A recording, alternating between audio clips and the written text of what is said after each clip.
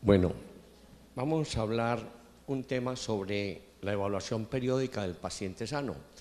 Esta charla nació, tiene una historia. Hay un documento que el laboratorio publica periódicamente que se llaman cartas de laboratorio y va dirigido a la comunidad. El doctor Juan Mario Jaramillo escribió una carta, la 31 en el 2010, que se llama Evaluación Periódica del Paciente Sano. A mí me impactó tanto que le dije, hombre, vea, perdóneme, yo tomo posesión de esa carta y la extiendo con una bibliografía, pero el fundamento fue eso. Esa charla me fascinó y básicamente la voy a enfocar en ese documento primario, pero adicionalmente voy a mostrar las evidencias que existen para hacer una evaluación periódica del paciente sano. Entonces, ¿en qué consiste la evaluación periódica del paciente sano? La definición en el documento del doctor Juan Mario dice que se trata de una o más visitas médicas para evaluar el estado general de la persona aparentemente sana, detectar factores de riesgo para enfermedades prevenibles, establecer la presencia de enfermedades que aún no presentan síntomas y recomendar medidas para mantener una buena salud, poniendo en práctica los estilos de vida saludable. Entonces, en este momento vamos a ver cómo una persona aparentemente sana la vamos a enfocar y qué tamizajes le vamos a ofrecer de acuerdo a la literatura científica. Estas evaluaciones son realizadas a personas sanas y reciben muchos nombres. Por ejemplo, controles médicos, chequeos periódicos, chequeos ejecutivos, chequeos médicos, exámenes de rutina, pruebas de salud, revisiones médicas periódicas y servicios preventivos, entre otros. Así se conoce en el argot médico. Cada uno usará el término que quiera en su institución o en su caso particular. ¿Para qué sirve la evaluación periódica del paciente sano? Es una pregunta clave. ¿Para qué voy donde el médico yo? Si me siento tan bien, no me duele nada. Pues de eso hay cosas bien interesantes. Se dice que es como parte fundamental de la medicina preventiva, a pesar de la escasa evidencia que demuestre que mejora el pronóstico del paciente o que reduce los costos de salud. Sin embargo, muchos expertos aseguran que puede tener los siguientes beneficios: promover la buena salud en el paciente y su familia, educar al paciente frente a los factores de riesgos que posee, detectar síntomas sutiles y tempranos de una enfermedad. El diagnóstico temprano mejora el pronóstico, aumentar la calidad y expectativa de vida y disminuir los costos de la salud y mejora la salud pública. Entonces son una serie de aspectos que se deben tener en cuenta, los cuales están bien documentados en la literatura científica. Estas referencias que ustedes ven al fondo son el fundamento en el cual pude sacar la mayoría de evidencias que hay acerca de la importancia de estos chequeos ejecutivos. Entonces, ¿cómo se definen los exámenes que necesita una persona sana? Se conocen como guías básicas o generales que recomiendan los exámenes requeridos para cada tipo de persona, teniendo en cuenta una serie de factores. Así se fabricaron las guías que vamos a comentar.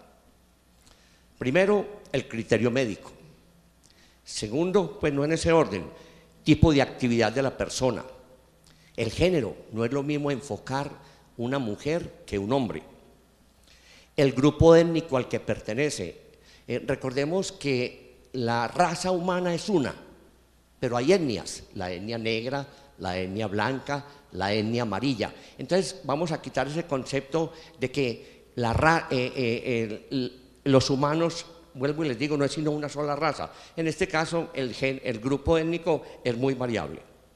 Lugar de nacimiento y residencia, edad, historia familiar, estilos de vida y la presencia de factores de riesgo y otras circunstancias clínicas. Entonces son un conjunto de eventos que hay que tener en cuenta para poder ordenar o trabajar una guía como las que vamos a ver enseguida. Los factores de riesgo son muy importantes. ¿Qué es un factor de riesgo? En la salud, un factor de riesgo es toda circunstancia o situación que aumenta la probabilidad de una persona para contraer una enfermedad. No obstante, la presencia del factor de riesgo no implica que el paciente sufrirá la enfermedad. Ahora vamos a ver algunos ejemplos. Ejemplos: el uso del tabaco. Este es un factor de riesgo claramente establecido para muchos cánceres, principalmente el cáncer de pulmón. Sin embargo, hay fumadores que se fuman todos los cigarrillos del mundo y nunca les da cáncer. Eso es un factor que pesa, pero no siempre se expresa. El sobrepeso y los lípidos altos son factores de riesgo para infarto, hipertensión y diabetes, claramente establecido. Sin embargo, uno conoce personas que nunca van a desarrollar estas entidades, aún teniendo un perfil lipídico alterado. Exposición sin protección a los rayos solares es un factor de riesgo para cáncer de piel, definitivo. Vuelvo y les digo, no siempre se presenta. Las relaciones sexuales, hay más o menos las que tenemos, algunos que tenían, yo ya no. Entonces, la promiscuidad y el sexo seguro son factores de riesgo para adquirir infecciones de transmisión sexual, VIH, hepatitis B, gonococo, clamidia, sífilis y papilomavirus humano. Eso está claramente establecido, pero hay unos que hemos tenido muy buena suerte hasta ahora. Bueno. En mujeres es factor de riesgo para osteoporosis. Ser blanca le da más a la gente blanca, a la etnia blanca que a la etnia negra.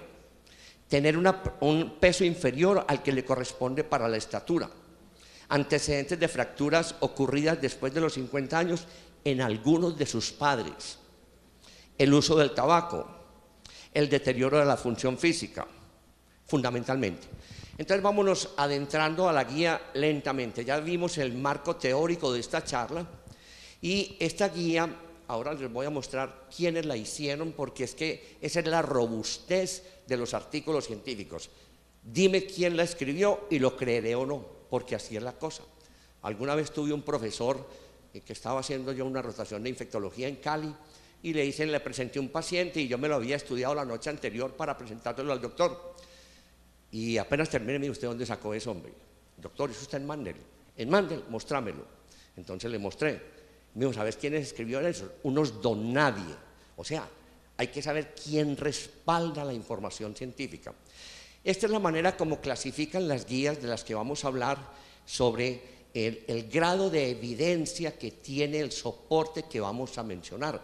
Grado A y B son lo mejor. El grado A, no, como dicen por ahí, como dicen los gringos, no question about, eso no se va a discutir. La B también es importante y queda otra serie de conceptos que son variables, pero eso es importante. Quiero contarles que solamente voy a hablar de evidencias A y B, no voy a hablar de lo que no tiene buena evidencia porque también lo menciona en la guía, pero quiero mostrar el laboratorio en las principales evidencias. Este es cómo enfocan ellos en cada ítem que van a hablar de evidencias. Entonces dice el título: tamizaje de infección de bacteriuria asintomática. ¿A quiénes? A toda mujer en embarazo. La evidencia que dice ¿a quiénes? No, hombres y mujeres que no estén en embarazo no se tamizan. Eso está recomendado por grado D. ¿Y cómo se tamizan? ¿Cada cuánto se tamizan? ¿Cuál es el riesgo-beneficio del tamizaje? O sea, es bien completa esta guía. Y para acabar de completar, ¿quiénes la componen? Es toda una comunidad científica, las mejores instituciones de los Estados Unidos, académicas y públicas. Eso no lo escribió cualquiera. Aquí llaman 4 personas para que hagan una guía. No, perdóname, es que eso no es así. Es que una guía tiene un concepto demasiado estricto. En ella nos vamos a basar. Entonces yo pienso que uno, cuando hablan de una guía, ¿quién la compuso? O sea, ¿quiénes son los autores de esa guía? ¿Qué academia tiene esa formación de personas? Y las instituciones. De manera que esto lo vemos como una fortaleza muy importante. ¿Qué servicios preventivos necesita un niño? Un niño sano. Para los niños de 0 a 5 años, la principal y más importante prevención es la vacunación completa. Esta guía, esta que vamos a mencionar, refiere fundamentalmente, nos manda al CDC de Atlanta, quien es el que saca las guías de vacunación normalmente. Control de desarrollo y crecimiento, hay que hacerle un control de desarrollo y crecimiento a un niño. Tamizar para detectar problemas visuales, recomiendan los niños de entre 3 a 5 años, evidencia B, o sea, hay que hacerlo. Tamizar para detectar problemas auditivos en el recién nacido, evidencia B. Tamizar para hipotiroidismo congénito, con TSH neonatal, evidencia A, Colombia lo tiene. Fenilcetonuria en el recién nacido, evidencia A. Ellos tienen otros paneles en los recién nacidos para hacer un montón de detectar alteraciones que pudiera haber tenido ese niño en el momento. ¿Qué exámenes preventivos necesita un adulto? Adulto sano. Generalmente los adultos sanos y sin factores de riesgo necesitan un tamizaje de presión arterial. ¿Cómo así? Si yo no tengo nada de esto. Vamos a mirar eso. Tamizar presión arterial cada 2 años, si la presión es menor de 120/80. Tamizar cada año si la presión sistólica está entre 120 y 139, o presión diastólica entre 80 y 90. Eso lo recomienda la guía. Y se pone uno a ver, yo no conozco los programas de PIP de las EPS, hay una, la ley los obliga, perdón. ¿Qué le pasó? No, se va a publicar, esté tranquila. No se preocupe. Bueno, entonces, los PIP, yo no conozco los PIP, los programas de promoción y prevención de las EPS, que es obligación, pero yo creo que de aquí hay que sacar mucha información. O sea, esto es lo que hay que hacer. No, como dicen por ahí, no le busquemos más a lo que ya está hecho, no inventemos lo que ya está hecho. Bueno. Tamizaje para lípidos, el famoso, ¿a quién le vamos a hacer el perfil lipídico completo? Que eso es lo que está diciendo la guía esta. Hombres mayores o iguales a 35 años, así de sencillos. Todo el mundo que sea mayor o igual a 35 años, le hacemos un perfil lipídico. ¿Cada cuánto? Ahora les mostraré. Mujeres mayores o iguales a 45 años con riesgo de enfermedad coronaria. ¿Cómo la definimos? Aquí está abajo, diabetes, que tenga diabetes, hipertensión, historia previa de enfermedad cardíaca, arteriosclerosis, enfermedad coronaria, historia familiar de enfermedad cardiovascular y obesidad con un índice corporal mayor de 30. Esas mujeres hay que tamizarlas para lípidos. Hombres de 25 a 35 años con enfermedad de riesgo coronario. Mujeres de 20 a 45 años con esas características. No hay datos de cada cuánto tamizar, no hay ningún estudio hasta ahora que haya demostrado que el seguimiento es cada tanto. Ellos dicen razonablemente en este grupo cada 5 años, así de sencillo dice la guía. No tamizar, ¿a quién no le vamos a pedir perfil lipídico? A hombres entre 20 y 35 años, no entran al tamizaje. Mujeres mayores o iguales a 20 años que no tengan riesgo de enfermedad coronaria, no se tamizan. Muy bien. Otro grupito de exámenes preventivos en adultos. Tamizar para diabetes tipo 2. Adultos asintomáticos con una presión mayor de 135/80. Prueba de tamizaje recomendada, glucemia en ayunas, 2 horas postprandial o hemoglobina glicada. Las 3 se pueden hacer como prueba de tamizaje. Periodicidad de tamizaje, cada 3 años. Si esto se hace, es que esto economiza plata, porque estamos inventando los médicos, vení, yo te hago el tamizaje cada año, vamos muy bien, es que no se justifica. O sea, cumplamos la guía. Tamizar para cáncer colorectal. Yo veo aquí, no conozco, además, claro que no tuve oportunidad de revisar todas las guías nacionales que hay, pero no conozco cómo es aquí, pero yo sí lo pongo en práctica. Yo a todas las personas que dicen aquí, por ejemplo, adultos asintomáticos, independientes de su historia de riesgo, los tamizamos entre los 50 y 75 años y ahora vemos con qué tamizamos. Sangre oculta en materia fecal, claro, barata, está asequible en todos los niveles, pero tiene que ser sangre oculta humana, hemoglobina humana. No puede ser el guayacolato porque eso está lleno de falsos positivos. Un paciente come remolacha y le da positivo. De manera que tenemos que usar la prueba que corresponde. Y la recomendación es así. O si quieren, háganle una sigmoidoscopia cada 3 años o una colonoscopia cada 5 años. Muy maluco pues para el paciente. Y a mí me dicen, ¿usted qué prefiere, que cada año lleve poposito al laboratorio o le hacemos una colonoscopia? Vean, no está ni tibio. Me tienen que coger amarrado para meterme en un tubo de esos. Bueno, adultos de 75 a 85 años, no tamizar. No se tamizan. Es poco frecuente. Sin embargo, la guía dice, no lo meta en el concepto automático, simplemente no. Bueno, hay que evaluar factores de riesgo. Aquí sí lo evalúan. Y mayores de 85, por favor, no los tamicen, no pidan tamizaje.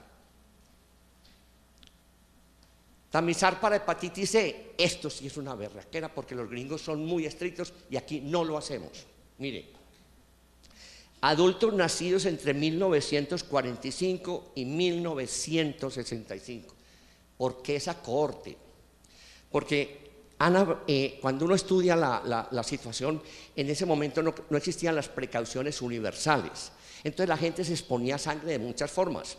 Recordemos que la hepatitis C es una infección, es una hepatitis de transmisión parenteral, especialmente transmitida por sangre. En relaciones sexuales poco valor tiene. Entonces, muchas veces nos exponemos a sangre sin darnos cuenta, con corta uñas, con un montón de cosas. Entonces, hay que tamizar a esta gente, este grupo poblacional.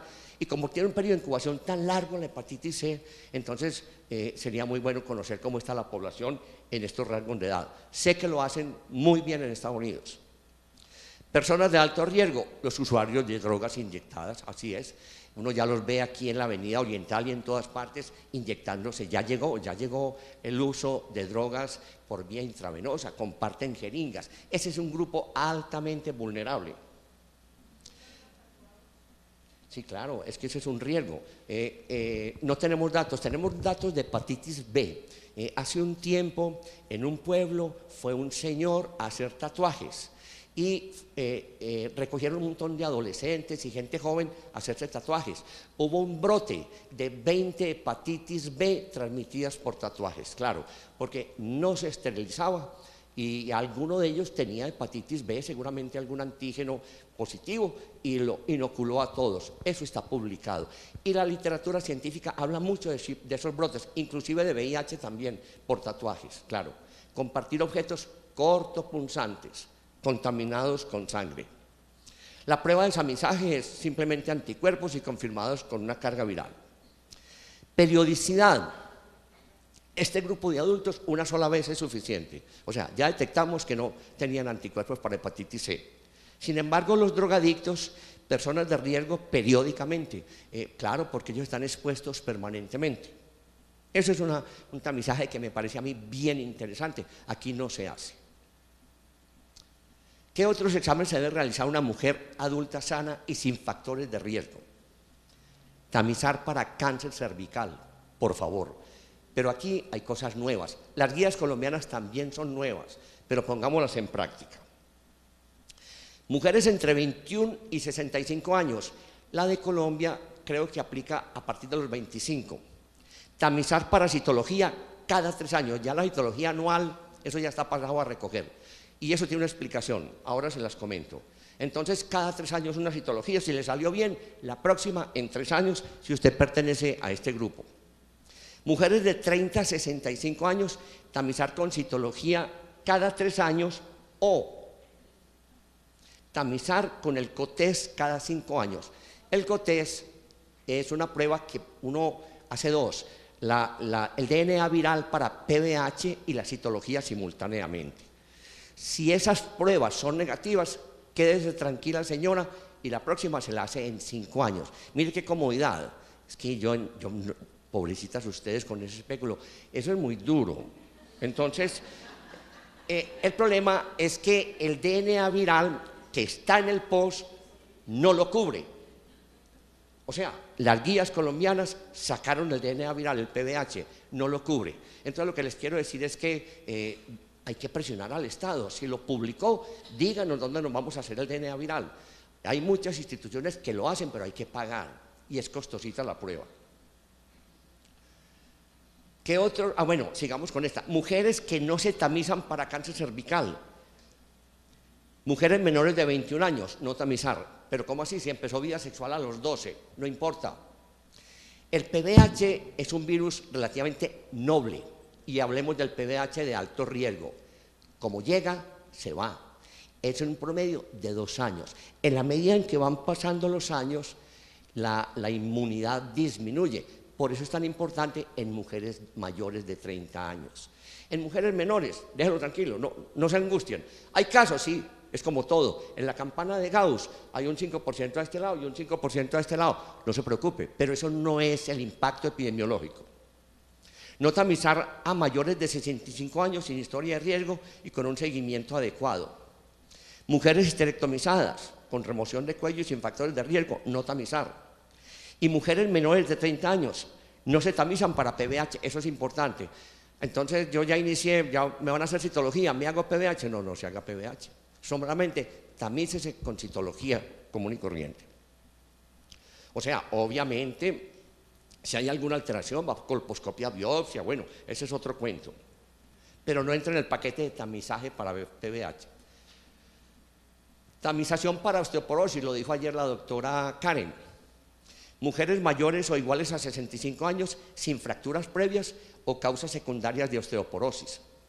Mujeres menores de 65 años con riesgos de fractura en los últimos 10 años tienen un riesgo igual que mujeres blancas de 65 años sin historia de riesgo. Y se tamiza cadera y columna lumbar, no hay evidencia de saber cada cuánto se repite eso. Hasta ahora la guía no ha dicho cada cuánto se hace ese tamizaje. ¿Qué otros exámenes se debe realizar a una mujer sana y sin factores de riesgo? Tamización para cáncer de mama, mujeres entre 50 y 74 años, frecuencia cada 2 años, mujeres entre 40 y 49 no está recomendado, excepto el riesgo individual. Vamos a hablar de la mujer en embarazo. Toda mujer en embarazo la debemos tamizar para sífilis, todas son evidencia para VIH, así está en la guía colombiana. Tamización para antígeno de superficie de hepatitis B, tamización para bacteriuria asintomática con orocultivo en la semana 12 a 16 para evitar el nacimiento, la ruptura prematura y el nacimiento en niños con bajo peso al nacer. Tamizar para gonorrea de acuerdo a los factores de riesgo. Tamizar para diabetes gestacional después de la semana 24, tamizar para clamidia, mujeres menores de 24 años, incluyendo adolescentes, mujeres mayores de 25 años con riesgo. Muy bien. ¿Qué otros exámenes? Se debe realizar un hombre adulto sin factores de riesgo. Tamización para cáncer de próstata. Resumiendo, hombres adultos, no hay ningún estudio que haya demostrado el impacto de hacer PSA en hombres. Todas las guías dicen que no hay evidencia y se pone de moda. A mí me sirve, eso es plática para el laboratorio, por favor, pero ese no es el modelo. Tanto las guías americanas como las guías europeas han dicho que no se justifica tamizar, porque es que el PSA no es diagnóstico de cáncer. El PSA tiene 25 causas de elevación de PSA. En cambio, los urólogos sí tienen una cosita muy importante. Ellos lo recomiendan siempre y cuando haya tacto rectal. O sea, no tiene ninguna importancia un PSA para ir donde el urólogo haga el toque, que la toque la próstata del urólogo y lo mande a que le haga un PSA, porque ellos tienen una gran sensibilidad para detectar una próstata acartonada, que ese es para ellos el diagnóstico, la sospecha clínica de cáncer. ¿Qué otro grupo de personas necesitan exámenes y pruebas y medidas preventivas? El personal de edad avanzada, no vamos a hablar de esto. Trabajadores con riesgo laboral, hay que hacerle unas pruebas de tamizaje importante para el riesgo que van a asumir, que es el riesgo laboral, y viajeros, entre otros. ¿Qué sucede después de que se hace un tamizaje? El estudio de las pruebas con resultados alterados casi siempre necesitan un segundo paso, un examen, un procedimiento, una evaluación médica para definir si la persona tiene o no el riesgo de sufrir la enfermedad. Es por esto que la decisión la toma el médico evaluando cada persona, sus factores de riesgo, sus riesgos, resultados y procedimientos. Todos los pacientes deben recibir asesoría acerca de estilos de vida saludable. Es que no es una consulta únicamente para hacer exámenes. Voy a terminar. Deben enseñarle qué es una vida saludable. De eso también tenemos una carta que se llama Aprenda sobre estilos de vida saludable. No solamente alimentación, es el ejercicio, es la convivencia, cómo debe manejar su vehículo con cinturón de seguridad. Vea, son cosas tan sutiles que las podemos poner en práctica perfectamente. Evitar el consumo de tabaco, drogas ilícitas y exceso de alcohol, entre otras. Esto es muy importante, los médicos somos muy tendenciosos a inventar cosas. Le voy a hacer un chequeo a esta señora. Yo me siento muy bien, doctor. Sí, pero venga, le voy a pedir un TSH. No, por favor, no pidamos TSH ni T4 en personas sanas. Entiendan eso, porque puede encontrar una alteración. Ahí es cuando se le enreda a uno la vida. Eso no significa que tenga ni hipotiroidismo ni hipertiroidismo. A esa persona hay que hacerle un seguimiento para detectar. Y bueno, se le enreda a uno la vida. Estos son como lo que las guías han hecho. Hay guía, en esta guía en prevención, por ejemplo, el uso de drogas ilegales, cómo se tamiza una persona para descartar. Hay tamizajes de imágenes diagnósticas, hay tamizajes de calidad de vida. Bueno, hay un montón de cosas. Simplemente hice aquí una pequeña resumen de lo que yo quería, por lo menos, expresarles a ustedes. Esto lo pueden bajar en su iPhone. Estas agencias ponen todo al alcance, como dicen por ahí, al alcance de los niños. Nada más que yo creo que es una muy buena oportunidad. De todas maneras, muchas gracias y sigamos en la lucha.